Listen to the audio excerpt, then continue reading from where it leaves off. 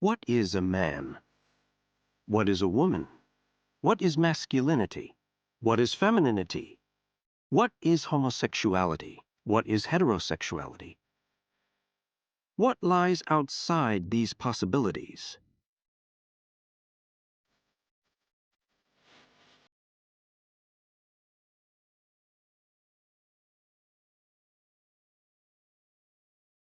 We read Judith Butler because she's someone who reflects on identity and norms, and on the politics of norms, founded neither on a stable identity nor on an eternal identity, one that doesn't presuppose identity at all. What Judith Butler's work provides are the tools we need to reflect on this lost evidence of norms.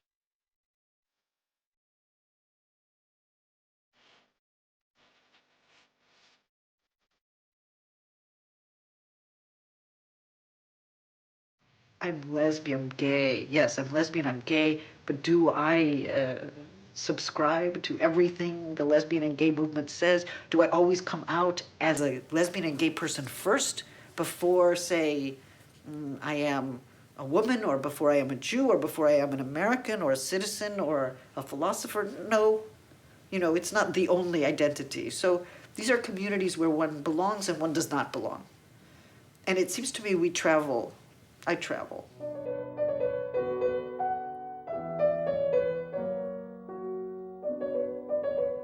I was born in Cleveland, Ohio, into a Jewish family, and my parents were very engaged in politics and debate. And I was never very good in school. I was what they call a problem child, a disciplinary problem.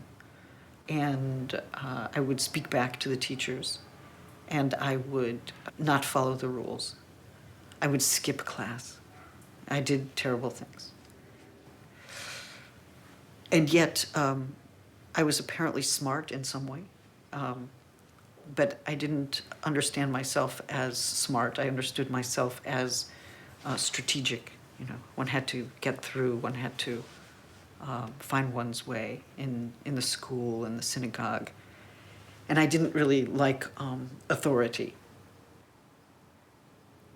My mother was called into the principal's office, the principal who runs the school, when I was in 5th grade, I think, at probably the age of 11. And she was warned that I might become a criminal. And at that point, they told me that I couldn't go to the school anymore, to the Jewish education program anymore, unless I studied privately with the rabbi. So this was, for me, terrific, because I loved the rabbi. And in fact, I skipped the class, my regular Hebrew class, in order to go into the sanctuary to listen to the rabbi speak. And the rabbi spoke about extraordinary things. His name was Daniel Silver, and he wrote a book on Moses. So when I was forced to have a tutorial with him, I was privately very happy. And he asked me what I wanted to study. And he was very suspicious of me because I was this problem child. And I told him I wanted to know why Spinoza was excommunicated from the synagogue.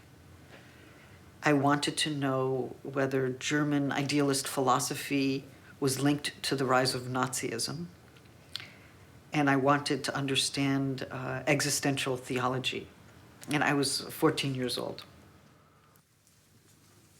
Now, okay, that's sort of my point of view. You could come back with another point of view, but that would be one way of answering the question. You would have to go into both texts and find the relevant passages. And that's your job, and that's something we're hoping you're able to do now by virtue of having passed through this course in the way that you have. If you want to say, I find myself moved by what Rousseau says, that's great. Then you have to say why. So I'm moved because I'm persuaded, because look at the way this is laid out. Because when I read this is what happens, and this is what convinces me, and this is the figure through which it works, and that figure works in the following way. Then I'm moved too. Then show me so I can be moved like you.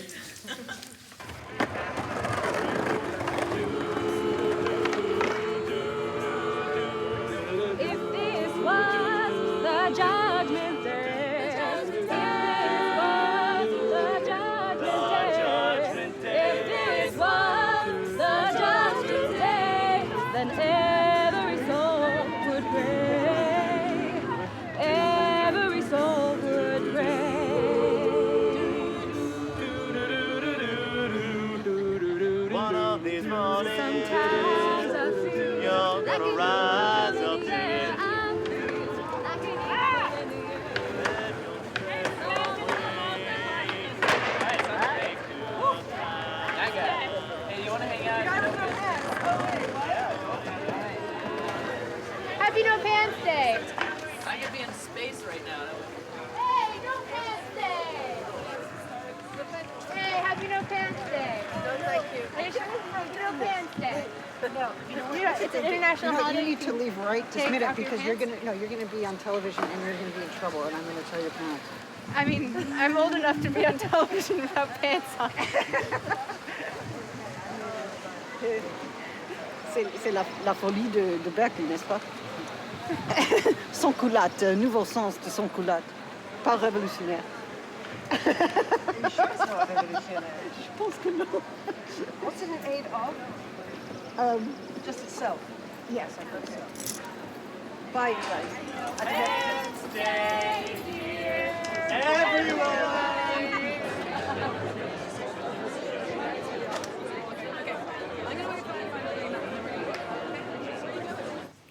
Sexuality is particularly interesting here because we might think that to be a certain gender is to have a certain sexuality, and that these two are linked in some way. But of course, we know that they are not linked. You can certainly be a woman and be heterosexual, bisexual, lesbian, or no sexuality at all. Oui, c'est possible. C'est finalement peut-être raisonnable. It is a problem for our gender. It makes us anxious about our gender. So, for instance, I have friends who say, I would rather die than wear a dress. Some of them are men, some of them are women. I would rather die than wear pants. I would rather die than wear pants. One says that one plays with gender. On joue la femme. On joue l'homme. I would say, yes, it's true, on joue, but it's not always a simple question of jouissance. It is also a question of jouissance. Very often, I love my pants, I love my shoes, I love my dress. C'est une jouissance très forte, très magnifique. But sometimes also it is an anxiety, an angoisse, a fear, une peur, a fear of loss, a loss of place, a loss of identity, right? So even when we have our identity and we play our identity, ça c'est mon identité, je joue mon identité, etc. Somewhere I know that it is possible to lose the identity. C'est possible de perdre une identité. C'est toujours possible. C'est toujours possible.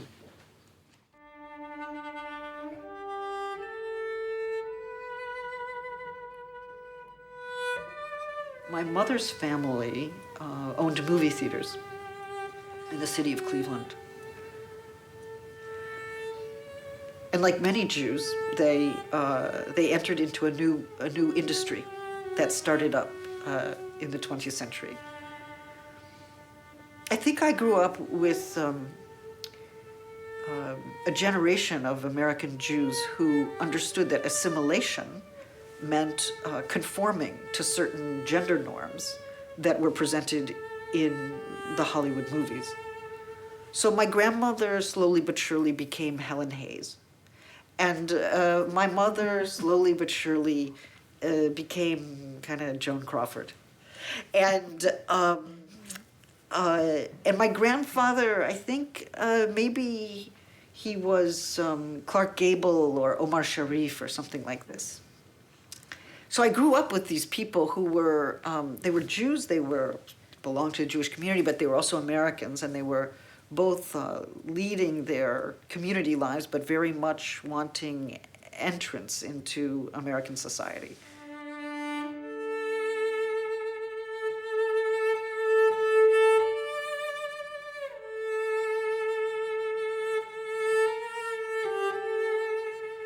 So I think that by the time I grew up, you know, in the late 60s and early 70s, looking around me, trying to make sense of gender, I saw these extremely exaggerated notions of what gender was. But I think that these were notions of Hollywood gender that came through Jewish assimilation. And maybe gender trouble is actually a theory that emerges from my effort to make sense of how my family embodied those Hollywood norms and how they also didn't. You know, they tried to embody them, and then there was somewhere in which they couldn't possibly. And maybe, you know, my conclusion was that anyone who strives to embody them also perhaps fails in some ways that are more interesting than their successes.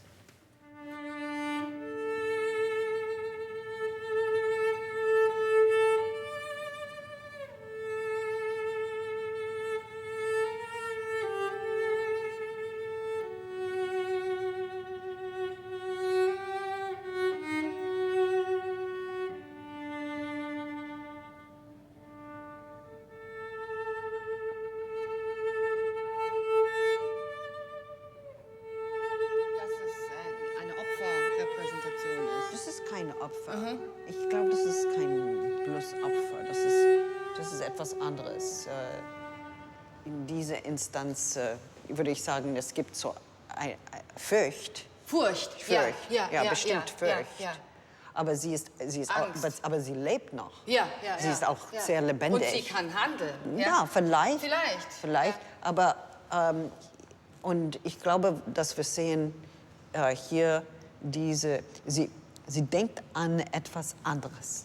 Immer noch. Und es gibt auch so eine Sinnlichkeit, Furcht vielleicht auch ein bisschen Hoffnung, Erwartung. Das Licht ist ein bisschen hoffnungsvoll, ne? Ja. Kann sein. Kann sein. Ja. Sie ist verletzbar, aber das bedeutet nicht, dass sie verletzt wird. Ja, genau. Ja, es gibt eine sehr wichtige Unterscheidung. Ganz genau. Und ich glaube, das ist sehr wichtig, Absolut. die Verletzbarkeit der Frauen darzustellen. Das ist wichtig für den Feminismus. Das ist nicht gegen die Feminismus. Das ist kein feministisches Problem. Das ist Aber wichtig. viele können es nur lesen als Opfer. Warum? Ja, das ist auch Warum? eine lange Geschichte. Im Feminismus hat das dieser Opferdiskurs. Aber sie spielt ein bisschen mit diesem Stereotyp, glaube ich. Ja. Und das Licht ist auch unheimlich nett, finde ich. Aber kannst du dich erinnern, als Gender Trouble ins Deutsche übersetzt wurde, bist du auch konfrontiert worden mit so einer Opferposition? Also von sogenannten Oldschool-Feministinnen, die doch immer wieder da hineingefallen sind in diesen Opferdiskurs. Ja. Oder? Hattest du den Eindruck? Ja, ich hatte das Eindruck, aber damals hat einige Feministen gedacht, dass wir die Frauen immer als Opfer beschreiben müssen Ja. oder auffassen müssen. Ja, ja. Und ich habe betont immer Handlungsfähigkeit. Und das war vielleicht kontrovers. Aber die Schermen hier, ich glaube, das ist so eine Frage von Lust. Lust, ja? Ja. Ja, Lüsten. Ja, Lüste. ja. Ja. Lust. Das ist ein Foto von Lust. Das ist, und man könnte sagen, so in den Vereinigten Staaten, die McKinnon und anderes, würde ich sagen, das ist vielleicht eine Art von Pornografie. Wie sagt man Pornografie. Das? Pornografie. Aber ich glaube, das ist keine Aber es ist Pornografie. eben. Man kann zugleich, ja, sie kann zugleich zerbrechlich und begehrsvoll Begehrensvoll sein. sein. Ja. Das ist Begehrenswert. Begehrenswert, ja?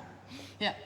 Ja. Und das bedeutet, dass wir so eine andere Rahmen, das ist nicht eine pornografische Vorstellung, nach meiner Meinung.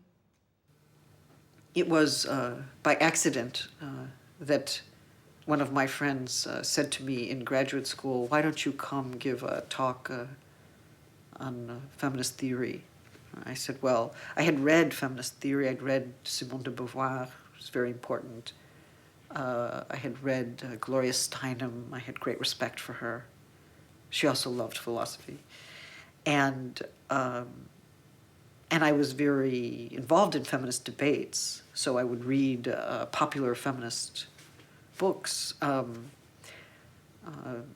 I wasn't sure what to say, since it was the first time I was asked to say something in an academic feminist context.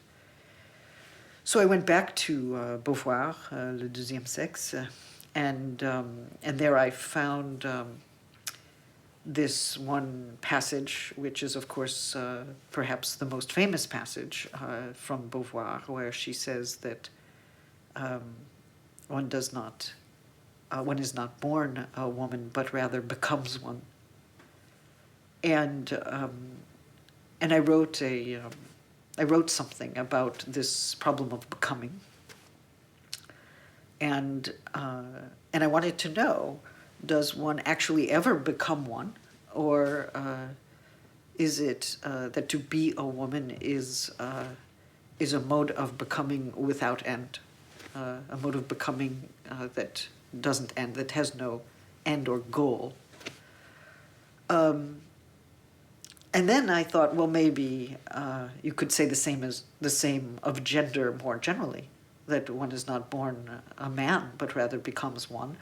Or perhaps one is born a male or female, but becomes something which is neither a man nor a woman.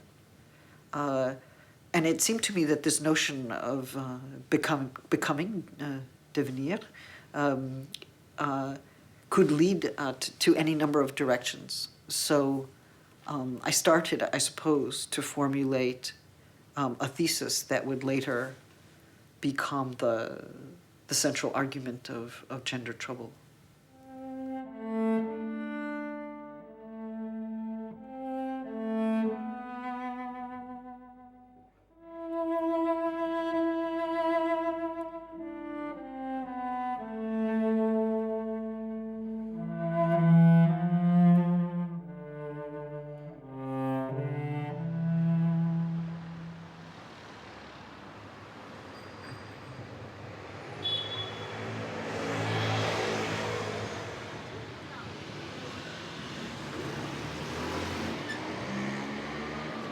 Elle est toujours là.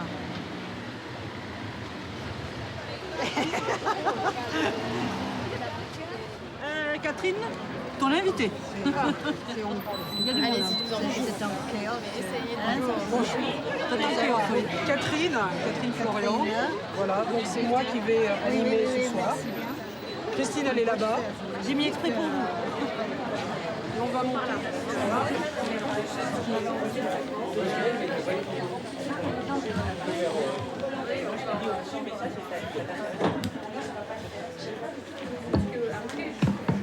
Donc défaire le genre réuni en un recueil des conférences et des articles publiés entre 1999 et 2003 sur la question du genre et de la sexualité. Vous expliquez dans l'introduction que votre pensée a été influencée par le développement ces dernières années des New Gender Politics, c'est-à-dire des nouvelles politiques du genre, qui sont une combinaison de mouvements concernés par le transgenre, la transsexualité, l'intersexualité et leur relation complexe au féminisme et à la théorie queer. C'est difficile de penser quand il fait chaud.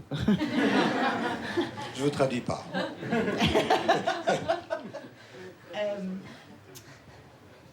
Well, I must say that in my view, gender is always a failure.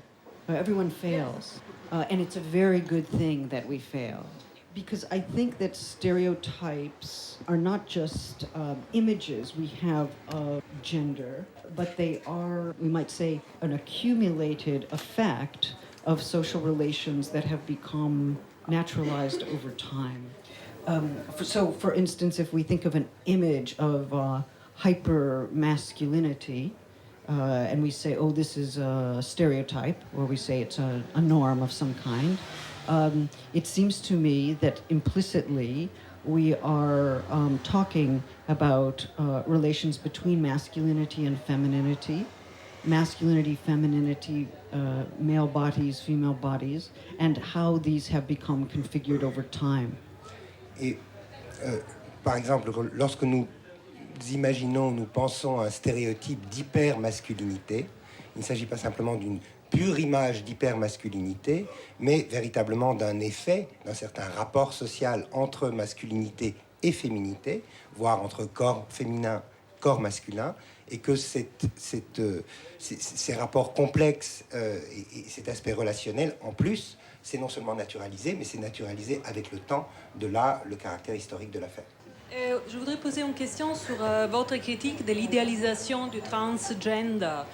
Oh, well, you know, I think it could also be said that transsexuality is a legal category, that there were no transsexuals before there was the legal category for transsexuality. It seems we have to look at what is made medically and technologically possible to understand transsexuality. It seems to me we have to look at what is culturally and artistically made possible through a diverse number of representations and artistic practices.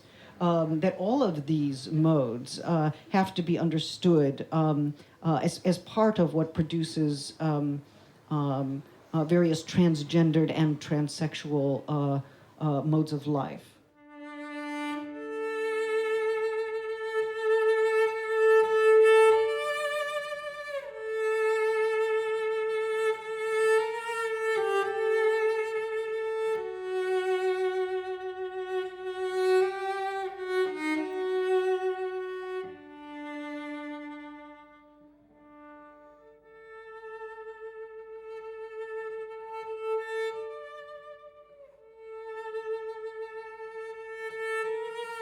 What I worry about is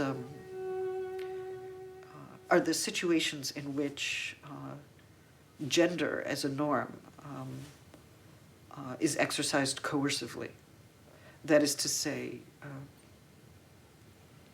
there's a story that came out around, 8 years ago, of a young man who lived in Maine, and he walked down the street of his small town where he had lived his entire life. And he walks with what we call a swish, a kind of, his hips move back and forth in a feminine way. And as he grew older, 14, 15, 16, that swish, that walk, became more pronounced, okay? And it was more dramatically feminine. And he started to be harassed by the boys in the town, and soon 2 or 3 boys stopped his walk. And they fought with him, and they ended up throwing him over a bridge, and they killed him. Okay. So then we have to ask, why would someone be killed for the way they walk? Well, why would that walk be so upsetting to those other boys that they would feel that they must negate this person, they must expunge the trace of this person, they must stop that walk no matter what. They must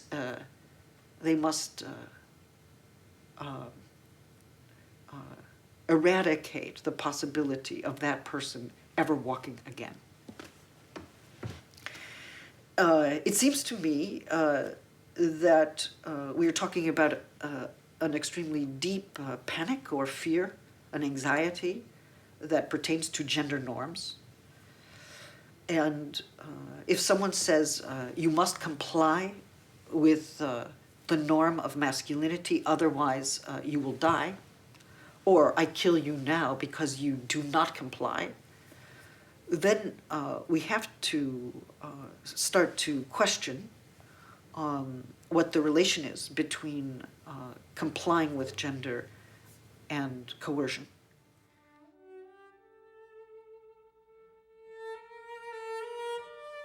Ich hatte das Gefühl, dass ich ein bisschen, dass ich brauchte eine Befreiung, eine Emanzipation. Der hat so eine ganz bestimmte Idee von mir und das hat mit Subversion zu tun oder mit dem Bedürfnis nach Subversion. Ja, genau. Ja, bin ich ein Philosophen? Ja, in einem Hinsicht, aber nicht konventionell. Bin ich eine Feministin? Ja, bestimmt. Es gibt keine Frage darüber. Ich bin eine Feministin, aber bin ich auch queer? Ja, bin ich. Aber die Presse hat mich immer, die hat immer so sehr persönliche Fragen an mir. Meinst du die ganze Zeit seit 93 oder meinst du jetzt nach den Adorno-Vorlesungen? Nach der Adorno-Vorlesung auch. Immer noch die persönlichen Fragen die nach persönlichen Eindeutigkeit. Fragen und wie ich aussehe. Auch da Kommentare. Ja, es gab immer Kommentare. Es hat sich nichts geändert in Deutschland. Also in diesen 7 Jahren, ja? Als du anfingst, die Rezeption, wo der erste Zeitungsartikel, der sagte, sie hatte eine männliche Erscheinung, vielleicht italienischer Abstammung. Genau, Erinnerst du dich? Ja? Genau. Ich erinnere mich daran.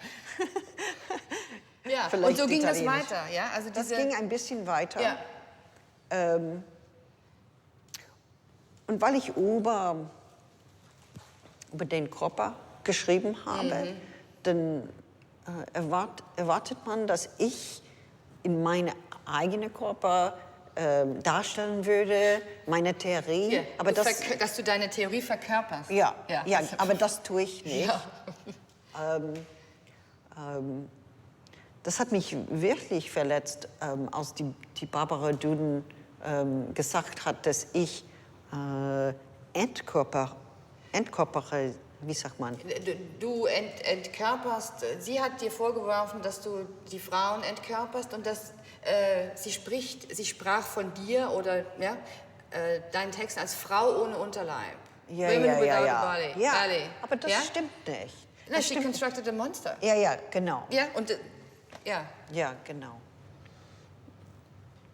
Wie manche Leute, ich habe mich interessiert an Travestie, an Drag Queens, an die Leute, die mit Geschlechtsnormen wirklich spielen kann. Aber ich bin nicht so eine Person. Diese Angst vor Kritik, oder? Das ist paranoid. Ja, genau. So einerseits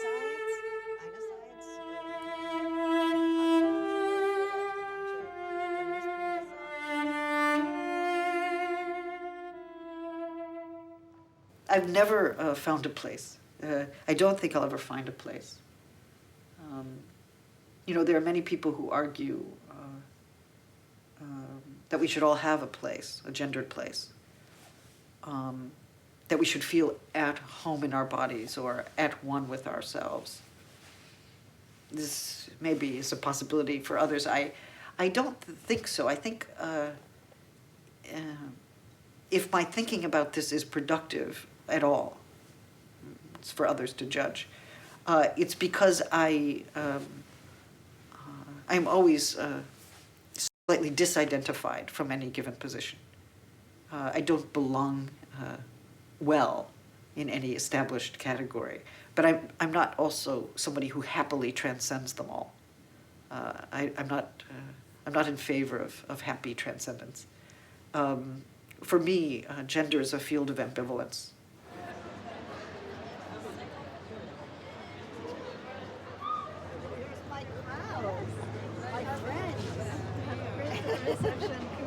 Thank you. Thank you. So Hi. Hello, I'm Tim. Hi, Tim. For Illico. Oh, good. I hope you know that you're yes, with my friends. Yes, I've been told. Okay, good. So we're all settled upstairs? Okay, lovely. Hi. Bonjour, comment ça va? Très bien? Vous pouvez parler en français si vous voulez. Je comprends presque tout, mais c'est pas facile pour moi.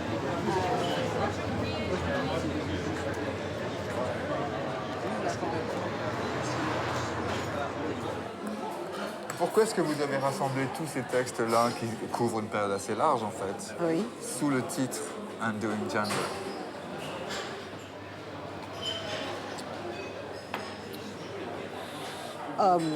Well, I think that another way of naming gender trouble would be doing gender, right? Gender trouble was taken as a text that described the ways in which people did their gender. It described gender as a kind of doing. So it was all about acting, doing, making, becoming. What various ways can we do our gender? What are the various things we can do with gender? And I think maybe in this text, De faire le genre, I'm asking a different question, which is, first of all, how do the norms that constitute gender do us and undo us? That is to say, they make us, but they also prevent us from making what we would of ourselves. On the other hand, it seems to me we don't want to say, we never want to be undone again. We only want to do ourselves. That's to privilege a certain idea of self-making that I'm also criticizing. We are inevitably undone by other people. We become undone in our relations with others. We don't always know ourselves. We learn something new about ourselves. We have certain conceptions of ourselves challenged in the course of our relationships. And this kind of challenge that comes from the other, we have to be open to this, right? If we knew always what we would become, then we would be finished. We would be dead. We would be over. But I think that part of what it means to be a self is to be open to a future that one cannot know. And it's to be open to a future of oneself, right? Like, what will this self be in the future? But that openness only comes about, I think, through the relations with others. This year, they have chosen to do the Coercion movement in Tel Aviv. In Tel Aviv, yes, I did hear, yeah. yes. What do you think about this initiative? Well, my question is whether you can have a struggle for the rights of sexual minorities in Israel that does not consider and oppose unequivocally and strongly the occupation. Now, some people argue, oh, well, if we start talking about the occupation, that will be politically divisive. But the problem is that the occupation is the background for those struggles. That's the question they're asking. They must ask it. They must ask it. And I know many people who have not gone to the gay pride marches there because of that. But I want to know explicitly whether we can look at the problem of rights or of legal entitlements in Israel more profoundly. Who has rights to land? Who has rights to citizenship? Who has rights to freedom of expression, to sexual rights, to rights of partnership? Can we locate the struggle for recognition and rights on the part of sexual minorities in relationship to the disenfranchisement of Palestine? And I think these have to be linked very explicitly and structurally. Do you think, what would you think it would change in those institutions, such as marriage or parentality, if we had those rights? Do you think that it would change something to marriage, if gay and lesbian had marriage, or it would more change something to gay and lesbians? How is this going to interfere? Well, I want to answer your question directly, but I'm tempted to take a small detour. Yes. I think it's extremely important for a radical sexual movement to keep in mind that marriage is only one way of organizing sexuality and organizing kinship, parenté. And so I think marriage does have to open. I suppose it has to open to any two people who may want to join in a marriage contract, although I don't know why it only is two. Why two? Why two? Yeah. Why two? Why two and not three? I don't understand the two.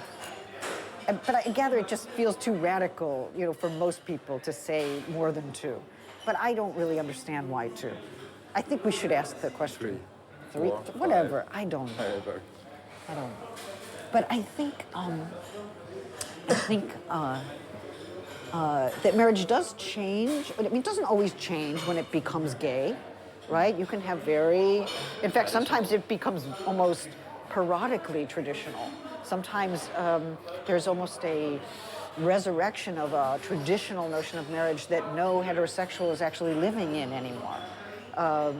Let's hope that these are marriages that breathe. Let's hope they're marriages that are more open. Let's hope they're marriages that are part of a broader social fabric and community. Let's hope that these are marriages that can rethink the relationship between personal life and property relations. Like, do you have to have property in common? How do you raise children if you do? Is it just the two of you? Can it be more? Let's hope that some of the norms that have made marriage into a narrow and restrictive institution can and will change when and if gay people get married.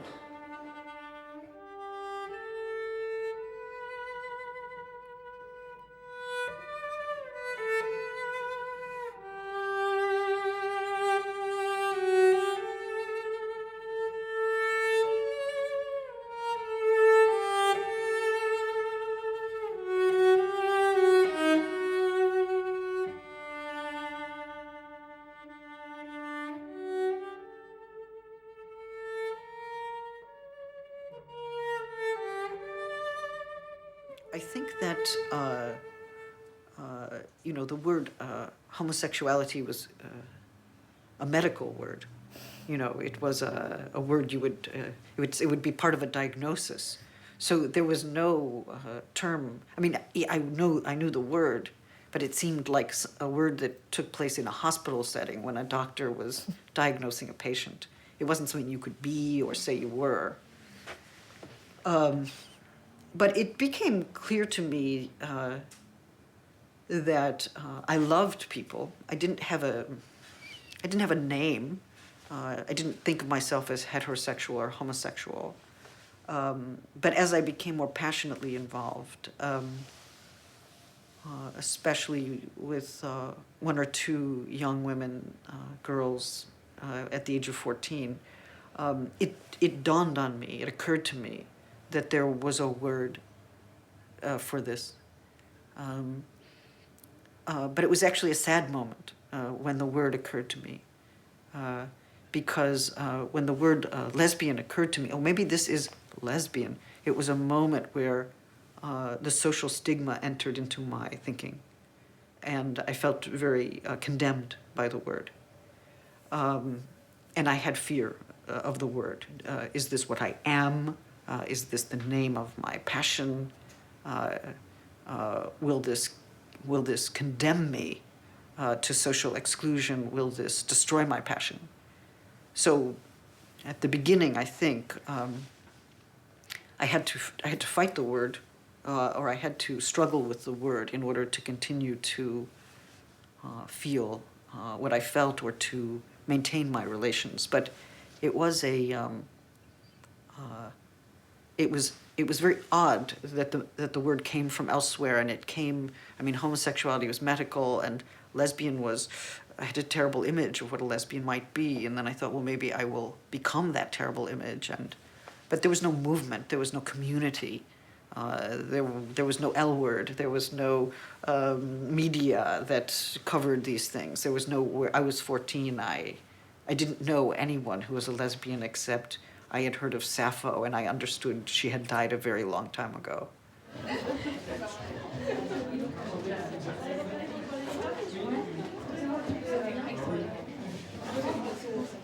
Bon, merci. Thanks a lot.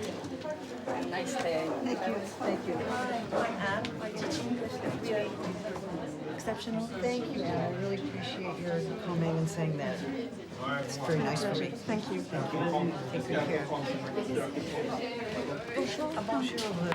Bon, Frédéric. Frédéric, comme ça. Já jsem si říkala, že bych si to koupila, kdyby to měli anglicky, Désolée, c'est pas le dernier, mais c'est celui que je suis en train de lire. Ah oui? C'est pour Delphine. Ah, Delphine? Alors, qu'est-ce que vous... Pas comme Delphine, hein? Delphine avec un I.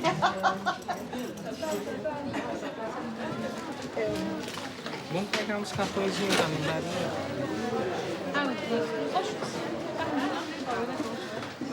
C'est à partir de 16 € la carte. So I'm gonna miss you guys. I dream about you already. Je rêve tout le temps.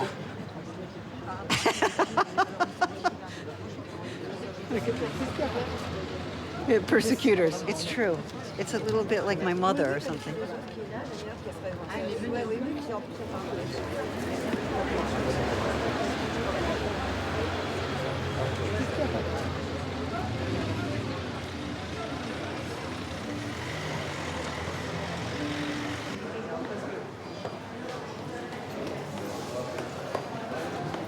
On va peut-être aller par là, en fait. Il y a toujours des contraintes. Oui, il y a des contraintes. Il faut travailler avec mon personnalité. Oui, non. Je vais travailler avec votre personnalité. Je suis limitée. Non, je pense pas. Ah oui, oui, je pense oui. Je pense que oui. Je m'étais dit, je voulais changer des photos traditionnelles dans les cafés. Ça vous ennuie de vous asseoir sur la table? Non, ça, non. Alors on fait comme ça. Ça vous ennuie de vous rapprocher? C'est moi qui vais me rapprocher alors. Je vais me rapprocher de vous en fait finalement. Voilà, comme ça. Voilà, parfait. You know, I think that I return to the same problems again and again in different ways and in different contexts. So, you know, in my dissertation, I wrote on desire and recognition in Hegel. And then I asked that question differently in Gender Trouble. And then maybe again differently in Undoing Gender. But I repose the questions. I just think them in different contexts. There's a question of grief and mourning, melancholia in relationship to gender and AIDS, and then I ask it again in relation to the war in Iraq, who we can grieve, who we cannot grieve, what is a grievable life. But for me, the questions become deepened and more complicated as I repose them. But I don't have a system. I don't try to reconcile my various works with each other. It doesn't interest me. I don't think they're contradictory, but I think they are a process. And I am always starting again with a different issue. But you know, I mean, gender and sexuality is part of what I do. Then there's more political work on Israel, on the war in Iraq, for instance, war photography, Susan Sontag. But then sometimes I just write on Kafka or Spinoza. or something that I care about philosophically, but I don't try to reconcile all these things. It's not a system. It's a process that's on its way. I'm thinking about writing something on 20th century Jewish criticisms of state violence. And I'm interested in maybe doing something on 20th century Jewish philosophy and its relationship to the state, to Israel, to the possibility of critique. Again,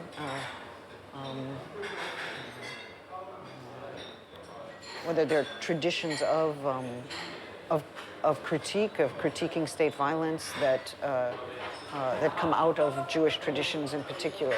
And the reason is because it is very difficult for Jews to criticize Israel for fear that they will be seen as self-hating, or that they will open Israel to an anti-Semitic attack, right? So sometimes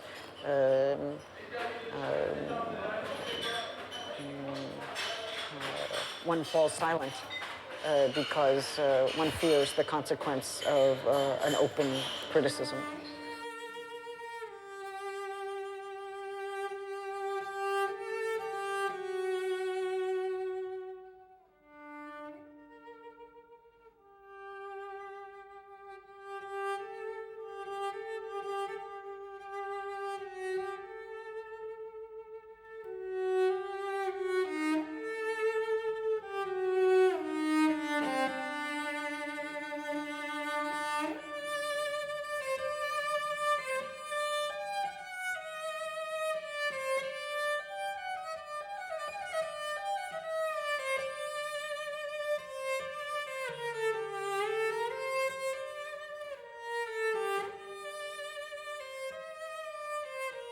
One issue that became quite central to activists in the 90s and the late 80s was whether there was sufficient or adequate public recognition for the deaths by AIDS, the losses by virtue of AIDS.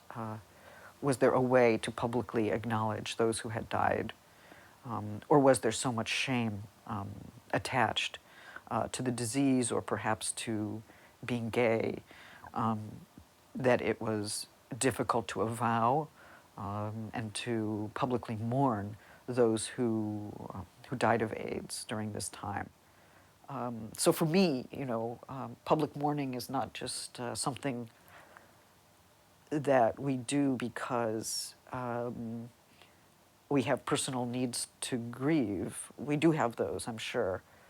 But I think public mourning gives value to lives, brings us into a kind of heightened awareness of the precariousness of lives and the necessity to protect them, and perhaps also to understand that that precariousness is shared across national borders. There's no possibility of overcoming our precariousness. There's no possibility of becoming invulnerable. There's no possibility of evading death. It's not going to happen. It's not going to happen. So to accept, that kind of precariousness, even finitude, as a condition of human life is, I think, maybe a different basis for a certain politics. It's the one that the US foreclosed quite quickly, 10 days after 9/11. And it's the one that they do not permit by putting a stranglehold on the media so that we can't understand the precariousness of those lives and the value of those lives that we've damaged or destroyed. So, I don't know. I suppose that's my link. It seems important. It seems like AIDS activism did make public mourning very public and important. I think, Las Madres in Argentina have done the same. Where are they disappeared? It seems crucial. to make a lot of noise about those who have disappeared without a trace. It seems important to mark that, to make the trace, to make a sound, to disrupt the public sphere that would, that notion of the public sphere that would make certain kinds of images unseeable, make certain kinds of noises inaudible, make certain kinds of words unsayable. It's a censorship that not only restricts what we can know, but also hampers our capacity to understand who has been lost and what violence has wrought and what the value of human lives are.